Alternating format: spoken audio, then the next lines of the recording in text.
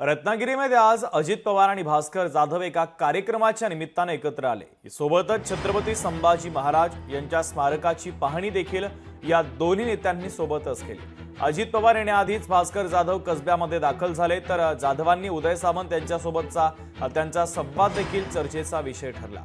भेटीचा वेगळा अर्थ लावू नका, यानंतर आता अजित पवारांनी विनंती केली आहे।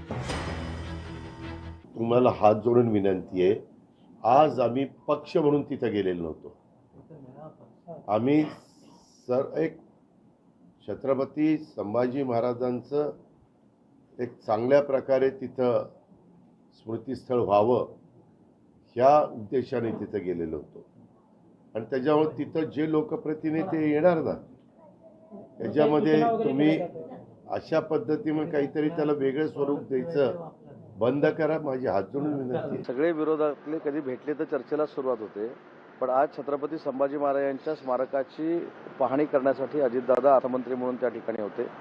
मी जिल्ह्याचा पालकमंत्री म्हणून होतो आणि ते आमच्या जिल्ह्यातले आमदार म्हणून छत्रपती संभाजी महाराजांच्या स्मारकाची आखणी कशी आहे हे बघायला ते आलेले होते। त्याच्यामुळे कुठेही त्याच्यातनं राजकीय मला असं वाटतं की उद्देश कुठचा नव्हता आणि राजकीय वलय देखील कुठचं नव्हतं। लोकशाही मराठी ऐका, पहा, जागरूक रहा।